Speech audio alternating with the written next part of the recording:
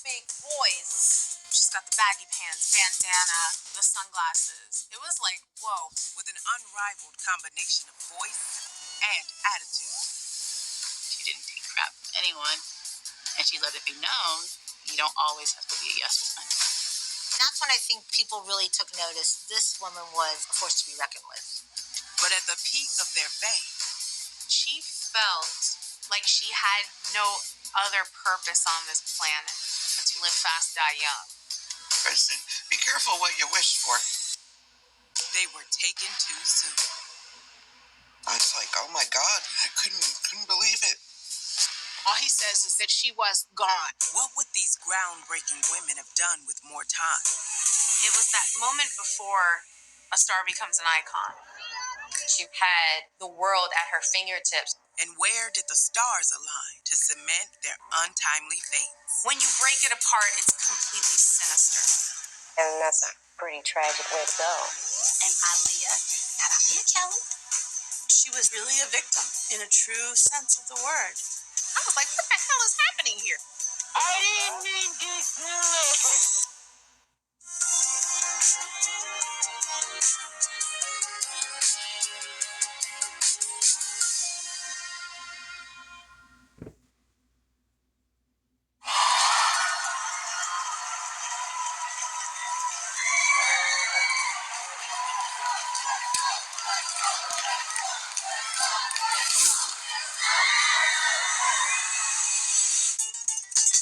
In 1992, Nancy Brennan, the vice president of EMI Records, gets a call from the head of EMI Latin, Jose Behar, that will change the course of music history. I happened to be going to Las Vegas, and Jose called me. He said, please, you got to come see Selena. I was very involved in Latin music, but I knew nothing about her. At 21 years old, Selena Quintanilla Perez, known simply as Selena, has already made a name for herself as the queen of Tejano music, a regional fusion of mariachi, corrido, country, and western styles. I had never heard of Tejano music. I saw her up on that stage, and I had no idea what she was singing, but I loved her. I just saw her up there, and I thought, this could be the next Gloria Estefan. Over the next 3 years, Selena proves to be all that and more. A star destined to burn bright. She is a queen, right up there with Madonna and other female music icons. She'll never be forgotten. Drake wears a t-shirt with her face on it. Cardi B covers her songs. Beyonce's called her an inspiration. The thing that I think was so special about Selena is that her music touched everyone. I was a kid singing all of her records and still not knowing much about her culture, but I just knew she was fun and she was cool and she was this young girl doing music the way she wanted to, and she had this sweetness and this playfulness to her that made you want to know more about her. But to fully understand Selena's enduring impact on American music, you must first understand where she came from. Selena Quintanilla Perez is uniquely American. Born in 1971 in Lake Jackson, Texas, she's the youngest of 3 children to second-generation Mexican-American parents. Selena's father had been in a singing group when he was younger. He kind of wanted to live vicariously through his children. Her brother played guitar. Her sister learned how to play the drums. And Selena could sing. I was 6 years old. He started teaching me. And my first song that I learned was I'm in the Mood for Love and Somewhere with a Rainbow. And they went out on the road. At first, the family band is only able to book small shows close to home. They would get in the bus and just drive anywhere in Texas where they could perform. Family restaurants, a truck stop, county fair. Over the next few years, the band expands their reach into other states. As they do, one thing stands out. They were traveling out to California, the Southwest, anywhere where there was a Latin population. And Selena's father, you could see that she was attracting a lot of attention. She seemed to be the standout with the fans. Tell me also how old you are. I'm 10. She was only 10 years old, but she had the performance chops of somebody much older than her years. And that was, I think, part of her appeal. To capitalize on Selena's popularity, her father renames the band Selena y los Dinos. He also shifts their musical focus from sentimental English covers to more Spanish-based Tejano tracks. Pausing for copyright purposes.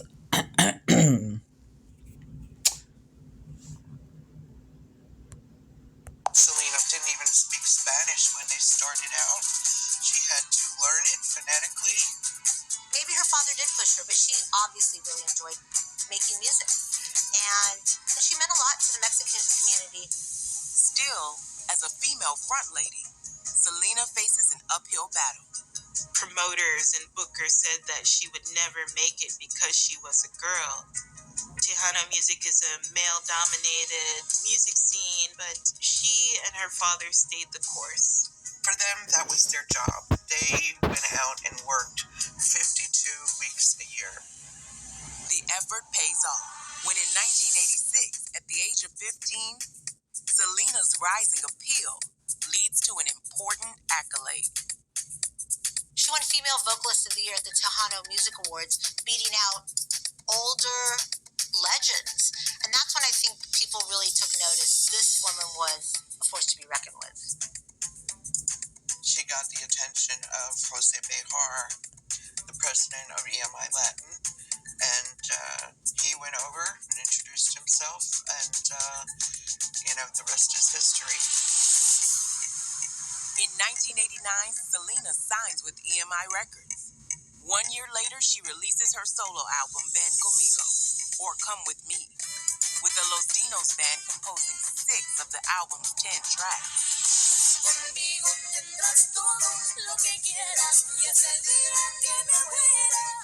It becomes the first Tejano record to go gold, selling more than 500,000 copies. She really started to break out of the Tejano scene and into just mainstream pop music. And I think that there was just something about her. She was the kind of artist you fall in love with.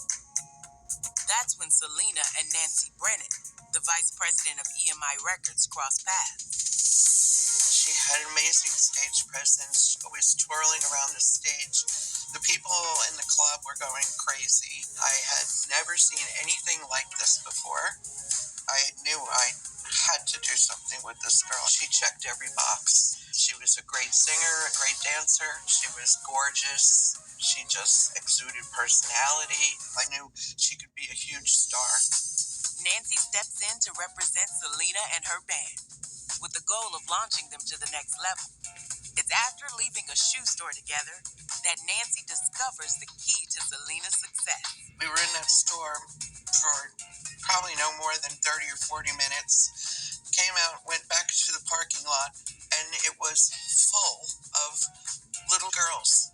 She signed every autograph and took pictures with every little girl that wanted to take a picture because she loved her fans. When you talk about Selena, her fan base is one of the first things you think about. Her fans are so passionate, so fervent, and, she was great to her fans. Selena's love for her fans seems to know no bounds. She uses her platform to promote issues facing the most marginalized members of the community. Talking about HIV and AIDS, people can start feeling, well, if Selena can talk about it, if Selena is an advocate, you know what? I want to find out more about this, or I want to speak out as well. She was also outspoken about battered women and domestic abuse. It helped empower women and really had them stand up and say, I don't want to take this abuse anymore. You could go to her concerts down there, and you had little girls, you had their bigger sisters, you had their mothers, and you also had their grandmothers would be there. Like, the parents would take the kids to the show because everybody loved her. But there's one fan who's particularly moved. 30-year-old Yolanda Saldivar. Yolanda, she was a huge fan. And somehow she got to meet the family. She wanted to work on the fan club. The ever-giving Selena and her family agreed to make Yolanda president of the fan club. They also find work for her at the family's clothing store. It was more of a boutique store, a nail salon. They did hair there as well. They sold all the bustiers that she wore, the belt buckles that she designed. Selena proves that she's more than just a performer. She's a talented entrepreneur. And as her opportunities grow, she takes Yolanda along for the ride. Selena was on the brink of having her own boutique within one of the major department stores in Mexico City. So Yolanda was also helping with the arrangements for that, but she was also involved with the accounting of the fan club. They trusted her. Selena was a very trusting person. At the same time, Selena's musical accomplishments continue to stack up. In 1994, she wins 2 Billboard Latin Music Awards and a Grammy for Best Mexican American Album with her first live recording, Selena Live.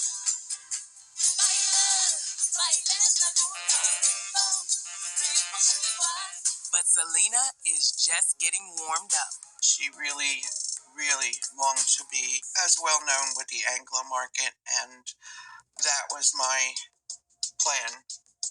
I was going to make sure that I delivered that dream to her. But I said, be careful what you wish for, because once this album comes out, you will never be able to just walk down the street in peace. In 1995, Selena starts recording tracks for a new crossover album, Dreaming of You. But tragically, she will never finish it. By 1995, 23-year-old Mexican-American sensation Selena has proven she's a singer and performer for all people. Pausing for copyright purposes. Kind of a weird way to pause it.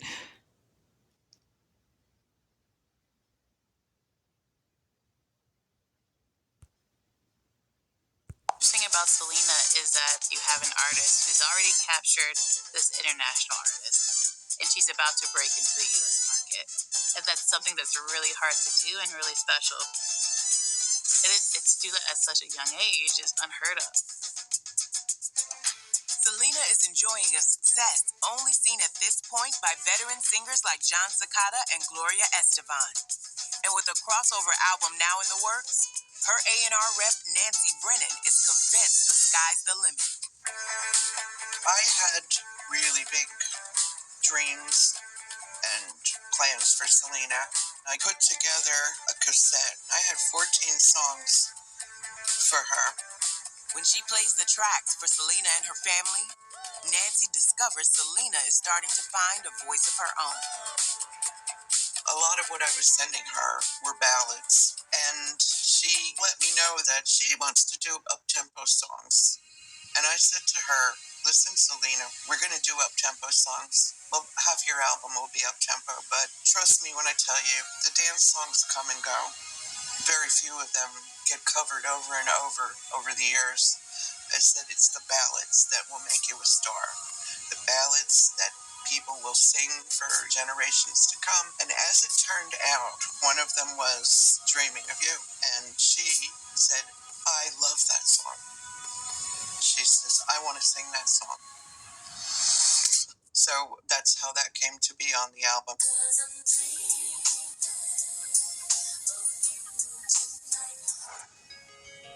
The song becomes the title track for what EMI Records anticipates will be their biggest Selena album yet. But as Selena's popularity grows, concerns about the family's place in it all begin to surface. Selena was very concerned about her band being tossed aside when she was out into the Anglo world, because that was the band's job and they got paid when they performed. If they weren't performing, they weren't making money. I knew in my mind that that definitely was going to be an issue, because because of the label people. And they would have wanted a slick-looking band behind her that looked good to the mass English audience. Then, just weeks before its release, a 911 call from a Days Inn in Corpus Christi, Texas, changes everything.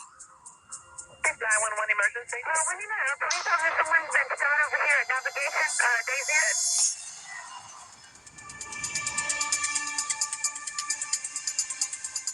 On March 31st, 1995, medics rushed 23-year-old Selena Perez to the hospital after she shot in the back. The shocking news spreads fast. The phone rang, and it was the president of my record company, and he told me what happened. And I was like, oh my God, she's okay, right? And he said, no, she didn't make it. I couldn't believe it. It was just surreal. It's hard to talk about. Jury selection starts this morning in the trial of the woman accused of murdering Latino singing star Selena. What makes the news even harder is the murderer's identity. Yolanda Saldivar, Selena's former fan club president, is charged with the killing. Yolanda tells police it was a tragic accident. I was trying to show her the gun. I was telling her, Selena, I'm going to kill myself. And as I pulled it out, it just went off because the barrel was back. I didn't mean to do it. But those closest to Selena know the truth. A few weeks before that awful day, a lot of the fans were writing or calling saying that they'd sent in their membership money or they had ordered merchandising and they weren't receiving it. Selena's If you've been injured in him with a simple father is convinced that the funds have been stolen by fan club president Yolanda. But Yolanda insists she's innocent and has the receipts to prove it. That's when Selena intervenes. She was really feeling like she wanted to be more involved in all the areas of her career. You know, she had grown up. She wasn't a child anymore. But when Selena confronts Yolanda on the morning of March 31st, 1995, her kindness and compassion can't mend the rift. She turned to leave, and that's when Yolanda started shooting at her.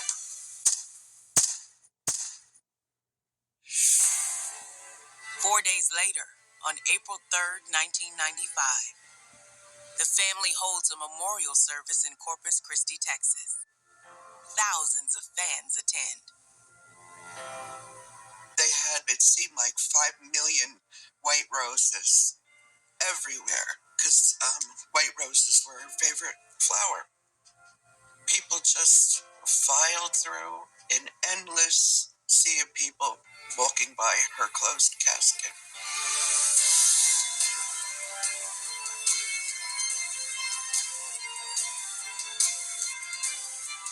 To this day, it just doesn't seem real.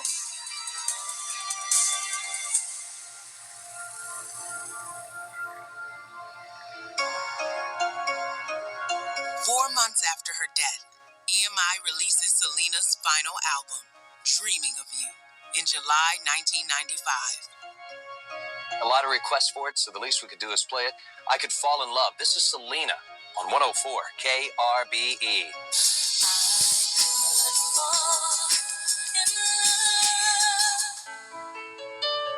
It debuts at #1 on the Billboard chart, the first album by a Latin artist to accomplish such a feat. You know, her wanting to cross over to English music, her dream came true. She was a woman who really broke ground for Latin music. And what's super tragic about that is that she lost her life right as she was crossing over into the U.S. market. And who knows how big she would have been. Jennifer Lopez, of course, played Selena in the biopic about her life, which is somewhat ironic because had Selena lived, she would have probably accomplished all the highs that Jennifer Lopez did in her own career.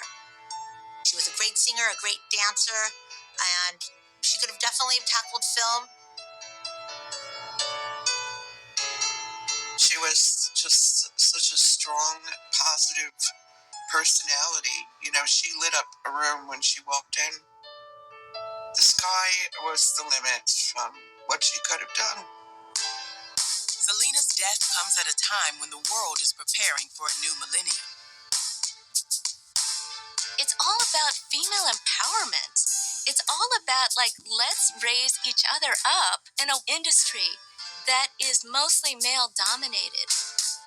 And as her legacy helps pave the way for the next century of Latin music, another female artist is destined to do the same for R&B.